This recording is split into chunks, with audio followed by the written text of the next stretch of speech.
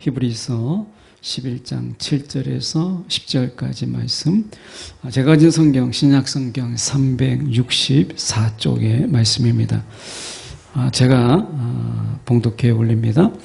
믿음으로 노아는 아직 보이지 않는 일에 경고하심을 받아 경외함으로 방주를 준비하여 그 집을 구원하였으니 이로 말미암아 세상을 정죄하고 믿음을 따르는 의의 상속자가 되었느니라. 믿음으로 아브라함은 부르심을 받았을 때에 순종하여 장래의 유업으로 받을 땅에 나아갈새 갈 바를 알지 못하고 나아갔으며 믿음으로 그가 이방의 땅에 있는 것 같이 약속의 땅에 거류하여 동일한 약속을 유업으로 받은 이삭 및 야곱과 더불어 장막에 거하였으니 이는 그가 하나님이 계획하시고 지으실 터가 있는 성을 바랐음이라. 아멘. 오늘 이 말씀 가지고 믿음의 시선으로 더 멀리 바라보라 라는 제목으로 함께 말씀을 나누기를 원합니다. 이 하나님의 나라를 바라볼 때 두 단어로 압축합니다. 하나는 아직, 하나는 이미라는 말이에요. 그러니까 하나님의 나라가 예수님과 함께 이 땅에 임하심으로 인해서 이 땅에 이미 도래했지만 아직 완성되지 않는 그 하나님의 나라. 그러나 우리는 이 땅에 예수님과 함께 하나님 나라가 도래했음을 믿고, 그리고 아직 완성되지 않았고 우리가 아직 그 눈으로 보지 못했지만 우리는 그것을 반드시 완성하시고 그리고 반드시 우리 가운데 그것을 보이실 그 하나님을 믿는 이 믿음으로, 그래서 우리는 이 땅에서 살지만 하나님의 나라를 산다고 늘 고백하면서 사는 거예요. 눈으로 보는 것은 아무것도 없지만 그러나 우리는 믿음의 눈으로 이미 이 땅에 도래하신 그 하나님의 나라를 우리가 바라보고 살아가는 것이죠. 오늘 이 본문에서도 아직이라는 말이 사실 반복돼요. 7절에 보면 믿음으로 노아는 아직 보이지 않는 일에, 아직 보이지 않는 일이에요. 방주를 오랜 시간 동안 노아와 그 가족이 만들지만 많은 사람들이 그 방주를 만들 때 산에다가 만들거든요. 그러니까 사람들이 미쳤다 이렇게 이야기하는 거예요. 아니 노아가 제정신이 아니다. 배를 만들려면 어떻게 보면 물가에다 만들든지 바닷가에다 만들어야 되는데 산에다가 방주를 만든다니까 제정신이 아닌 거죠. 근데 이것은 몇 가지 의미가 있어요. 하나는 노아가 방주를 만드는 그 긴 시간 동안 하나님의 경고, 이 땅에 하나님께서 심판하실 걸, 물의 심판을 분명히 하실 것을 그들이 계속 방주를 바라보면서 하나님의 경고가 계속되는 것이죠. 그런데 그들이 하나님의 경고를 귀담아 듣지 않았어요. 결국 방주를 비웃는 것, 방주를 짓는 노아를 비웃는 것은 노아에게 말씀하신 하나님을 비웃는 그것이었어요.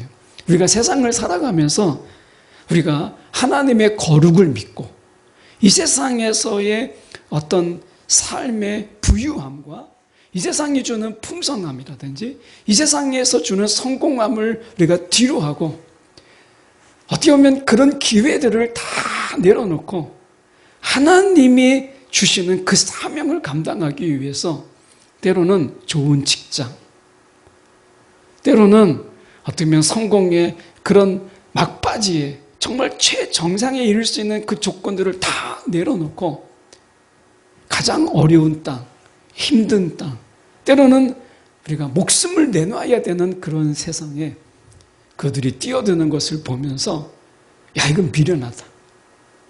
이건 바보가 아니고서는 어떻게 저럴 수 있는가? 라는 생각을 가지게 돼요. 우리나라에서 어떻게 보면 가장 기업 가치가 높다고 하는 그런 삼성전자, 하는 회사에 들어간 한 청년이 2년을 딱 다녀보더니 내가 여기서 있어야 될 곳은 아니다. 월급은 많이 받고 상여금도 받지만 그러나 이것은 내가 있을 곳이 아니다. 그래서 당장에 사표를 쓰고 하나님이 인도하시는 교국 신학대학원에 들어가서 선교사로 나가는 그런 청년을 알고 있는데요. 어떻게 보면 세상에서는 그 좋은 직장을 서로 들어가서 이제 들어가려고 막 머리 터지게 준비하는데 거기를 그냥 2년 만에 나온다라고 하는 거. 선교지에서 선교사님들을 이렇게 만나거나 아니면 아주 작은 교회 목사님들을 보면 그 인생의 스토리를 들어보면 정말 이것을 어떻게 포기할 수 있지? 이런 생각을 가지게 돼요. 그렇게 남들이 부러워하는 그런 어떤 직장 그리고 사업 이런 것을 다 포기하고 그 하나님의 사명이 뭐라고 그분의 말씀이 뭐라고 세상에 그것 때문에 이 모든 것을 다 포기하는 그런 모습들 이것을 보면서 세상을 향한 경고죠. 세상을 향한 경고. 너희가 그렇게 너희 자신의 그 행복을 위해서 세상을 쫓다 보면 결국 마지막에 임하실 그 심판을 면할 수 없다라고 하는 것을 우리가 우리의 삶으로 노아는 방주로 그것을 계속해서 경고했지만 우리는 우리의 삶의 선택을 통해서 세상을 향하여서 우리는 경고하고 하나님의 심판이 있을 것을 우리는 삶으로 메시지를 전하는 거죠.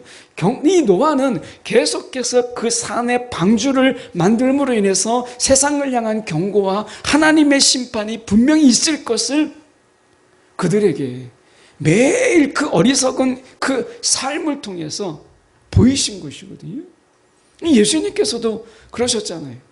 십자가의 그 위협 이러다가 십자가에 달린다. 십자가에 정말 못 박혀 죽으신다라고 하는 것을 뻔히 아는데 바리새인들을 건드리고 종교 지도자들을 건드려서 좋을 게 없는 그런 신약 시대에 예수님께서는 오히려 그들을 자극하고 그리고 그들이 싫어하는 것들을 행하시고 그들의 권위에 도전하시고 하시는 것을 통해서 예수님은 십자가의 삶을 사는 것이죠.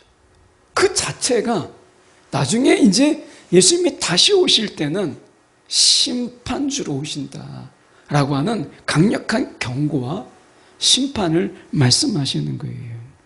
근데 여기서 중요한 것은 7절에 가서 지금 보면 믿음으로 노아는 아직 보이지 않는 일, 그 보이지 않는 일이 뭐겠어요? 방주. 그 방주 가운데 하나님께서 물의 심판을 내리시는 그러나 그것은 심판이지만 노아의 방주로 봤을 때는 그것은 구원이죠. 아직 보이지 않는 일이에요. 아직 보이지 않는 그 일에 대해서 이미 본 것처럼 노아는 방주를 만들어요.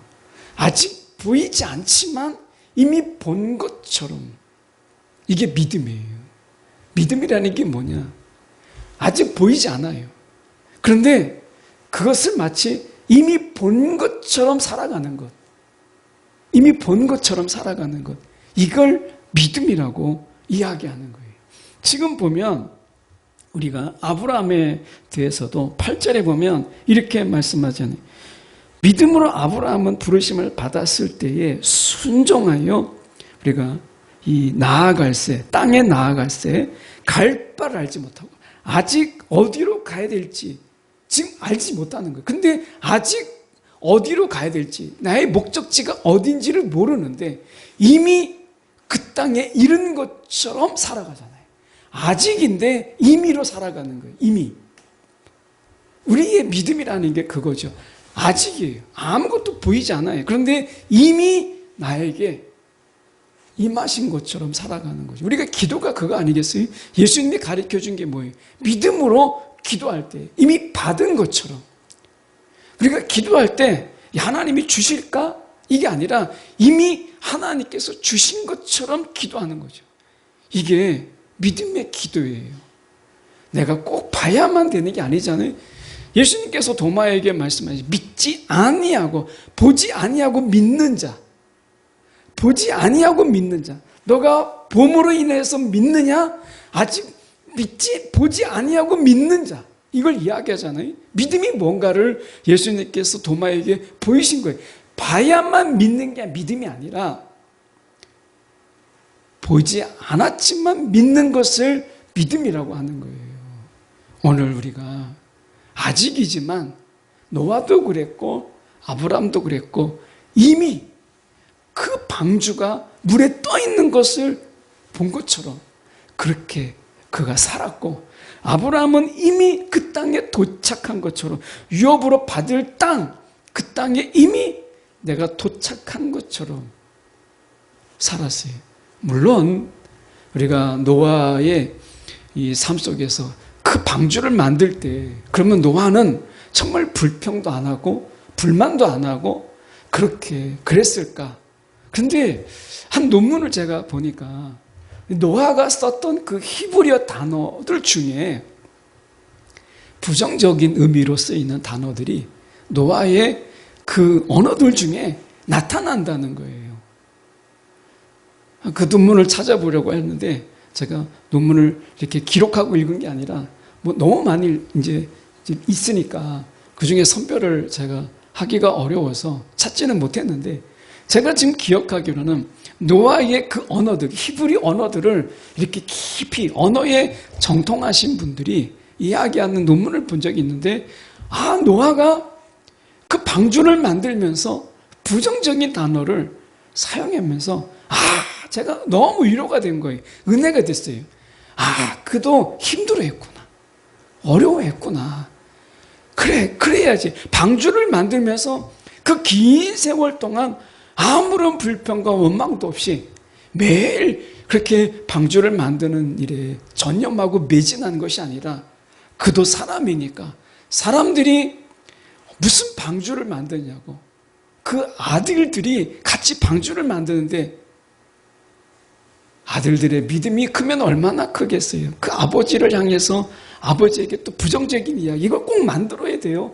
이 땡볕이 쨍쨍한 이때에 무슨 비가 내린다고 비가 오면 또 얼마나 오겠다고 이 산에 배를 만듭니까?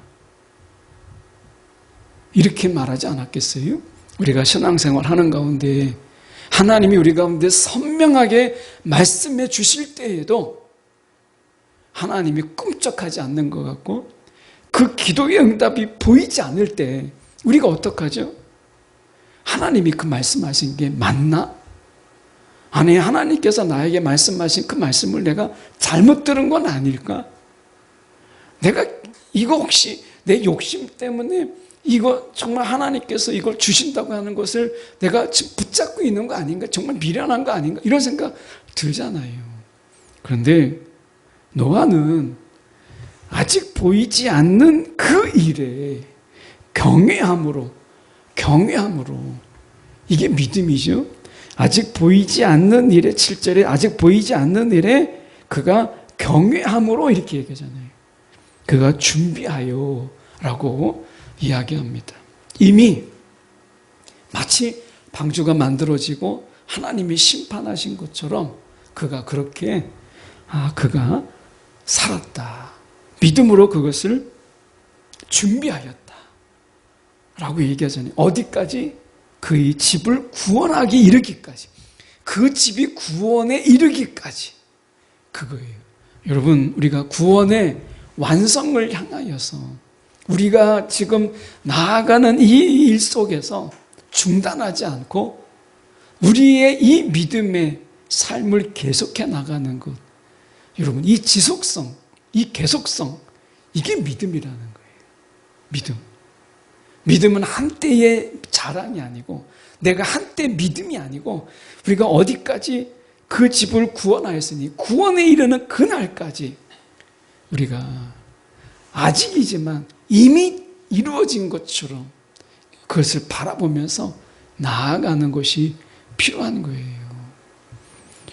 사도 바울은 이야기합니다. 구원을 힘써 이루라. 구원을 힘써 이루라. 아니 이미 우리가 구원을 받았는데 아니 왜 구원을 힘써 이루라고 말하지? 이런 생각이 들잖아요. 그런데 오늘 우리의 구원은 완성이 아니에요. 그 구원의 완성을 위해서 우리는 지금 예수를 닮는 삶의 과정을 지나가고 있는 거예요. 성령의 열매가 지금 익어가고 있는 거지 열매가 주렁주렁 달린 게 아니잖아요. 성령의 열매가 우리가 정말 익어갈 수 있도록 예수님의 닮음의 부분들이 흉내만 내는 정도가 아니라 우리의 성품이 예수를 온전히 닮는 우리가 그날에 이르기까지 성령의 인도함 속에서 우리가 나아가는 것이죠. 아직 우리는 완성되지 않았어요. 그런데 이미 그 완성된 삶의 그 풍성함, 그 하나님의 그 영광을 바라보면서 우리는 힘써 그 구원을 이루는 자들이다 라고 하는 거예요. 그래서 우리가 이 정도면 됐다. 이게 제일 위험한 거예요. 내 믿음 이 정도면 됐지 뭐. 아닙니다. 오늘 우리의 믿음이 구원에 이르는 그 날까지 정말 긴장하면서 그렇게 정말 힘써서 그 구원을 이루는 것이 중요해요.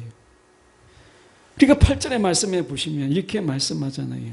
믿음으로 아브라함은 부르심을 받았을 때에 순종하여 장래의 유업이에요. 장래의 유업. 이것은 아브라함이 그것을 다 이룬 것을 보지 못했잖아요. 그런데 장래의 그 유업을 이미 본 것처럼 그 신앙을 놓치지 아니하고 그까지 그 믿음의 삶을 그걸 살았던 것을 보게 돼요. 자, 9절에 보시면 이렇게 말씀하잖아요. 믿음으로 그가 이방의 땅에 있는 것 같이 약속의 땅에 거류하여. 이방의 땅에 아직 있지만 그 약속의 땅에 내가 이미 거하는 것처럼 그가 살았다는 거예요. 아직이지만 이미 이 마음으로 살았다는 거예요. 이게 믿음인 거예요. 믿음. 오늘 우리가 신앙생활을 할 때 때로는 우리가 아무것도 보이지 않죠. 그래서 때로는 우리가 답답하고 우리가 신앙을 포기하고 싶을 때도 있고 어떨 때는 아마 여러분도 마찬가지겠지만 저 역시 정말 하나님이 계신가? 아니 하나님이 안 계신데 내가 계신다고 생각하는 거 아닌가? 뭐 이런 정말 제가 생각할 때 어떨 때는 이런 생각이 딱 들 때 내가 이런 불경한 하나님 앞에 경건치 못한 생각을 내가 하다니 그래서 막 너무 화들짝 놀래가지고 하나님이 정말 계신가 이런 생각이 딱 들 때 제가 하나님 앞에 회개하면서 하나님 내가 이런 불경한 생각을 정말 불순한 생각을 했습니다. 하나님 내 생각을 붙잡아 주세요. 이렇게 기도했던 적이 있어요. 너무 깜짝 놀란 거예요. 제가 생각할 때 아니 목사인 내가 하나님이 계신가 이런 생각을 할 수 있다는 게 너무 놀란 거예요. 근데 이런 생각도 해봤어요. 삶이라는 것이 때때로 우리가 하나님을 부인케 할 수 있구나. 하나님이 안 계신다라고 말할 수 있구나. 삶이라는 것은. 그래서 삶에 끌려가면 안 되겠다. 믿음이 삶을 끌어가야지. 삶이 믿음을 끌어가면 결국에는 하나님은 안 계셔. 하나님은 너를 몰라. 여기까지 갈 수 있겠더라고요. 오늘 아브라함은 우리보다 훨씬 어려운 상황 속에서 그가 75세에 부름을 받았잖아요. 인생의 고집도 있고 아집도 있고 자기 인생의 철학도 있는 그게 뭐 어떤 철학이든 자기의 삶에 어쩌면 완고함이 있는 거잖아요. 삶의 철학 이렇게 살면 된다라는 이런 확고부동한 자기가 이제 완전히 확립된 청소년기가 아닌 거예요. 75세면 그런 나이에 그가 부름을 받았어요. 그런데도 그가 이삭을 바칠 수 있는 이런 믿음 아직 부활이 말씀이 되지 않는 그 순간에도 이삭이 죽었다 할지라도 다시 살리실 것을 믿는 그 시대를 뛰어넘는 그 믿음이죠. 그래서 믿음의 시선으로, 오늘 제목처럼 아브라함은 그 믿음의 시선으로 당대에서 말하지 못하는 더 먼 부활이라고 하는, 죽어도 다시 살리실 것을 믿는 믿음의 시선이 그렇게 먼 데까지 보았다는 거예요. 노아도 그 방주를 만드는데 100년이 넘는 그 시간 동안, 노아 방주를 만드는데 그 긴 시간 동안 노아가 흔들리지 않고 그 방주를 바라보잖아요. 그 하나님의 심판을 바라보잖아요. 그 구원을 바라봤다는 거예요. 그 얼마나 긴 시간이에요. 저 같으면 못할 것 같아요.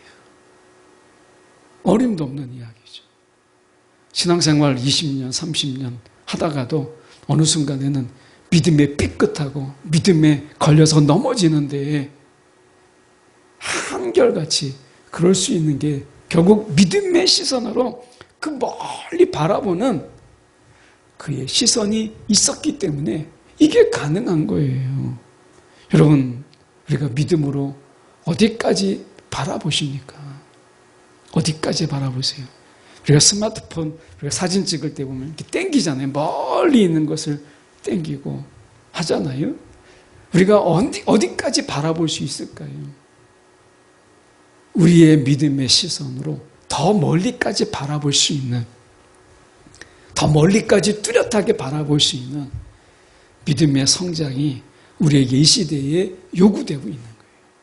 왜냐하면 앞이 캄캄해요. 앞이 보이지 않는 그런 불확실한 세대 속에서 우리가 살고 있어요. 믿음의 시선이 아니고서는 우리가 이미 하나님께서 이루신 것을 볼 수가 없어요. 육안으로는 전혀 보이지 않아요. 먼저 살았던 그 세상보다 이 세상은 더욱더 불분명하고요, 불확실하고 장래가 어떻게 될지 알지 못해요. 미래학자들도 제일 많이 쓰는 말들이 불확실이라는 말이에요. 불확실. 우리의 미래가 불확실하는 요소들이 너무 많다는 거예요. 제가 미래 관련된 책을 하나 읽었는데 그 책에서 결론은 결국 미래는 불확실하다. 확실한 게 없다. 그거 있어요. 읽고 나니까 그 두꺼운 책이었는데 너무 허망한 거예요. 아니, 이게 정말 세계적인 명성을 얻고 있는 미래학자의 말인가? 이런 생각이 들었어요. 그런데 너무 솔직한 거죠. 그 미래학자가 이야기하기를 앞으로의 미래는 불확실하다. 이렇게 이야기합니다. 이런 세상 속에서 믿음의 눈이 정말 필요한 거예요. 노아가 정말 세상에 어떻게 보면 손가락질을 넘어서 하나님이 말씀하신 그 방주의 그 성취와 그 속에서 심판과 동시에 구원을 노아는 이미 그 믿음의 시선으로 바라보았어요. 아브라함은 그 이방의 땅, 갈 바를 알지 못하는 그 땅에서 약속의 땅을 바라보았어요. 이거는 이삭을 넘어서 야곱에 이르게 되고 야곱을 넘어서 요셉을 넘는, 어떻게 보면 그들에게 굉장히 먼 역사의 이야기예요. 그런데 그 먼 미래를 믿음의 시선으로 이미 이루어진 것처럼 바라보는 그 삶을 살았어요. 사실은 아브라함에게 언약했던 약속의 완전한 성취는 야곱 때도 아니었어요. 요셉 때도 아닙니다. 더 넘어서 다윗 때예요. 다윗 때.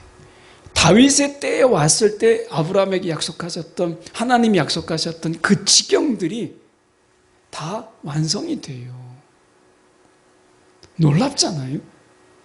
아브라함의 시선이, 믿음의 시선이 여기까지 볼 수 있구나.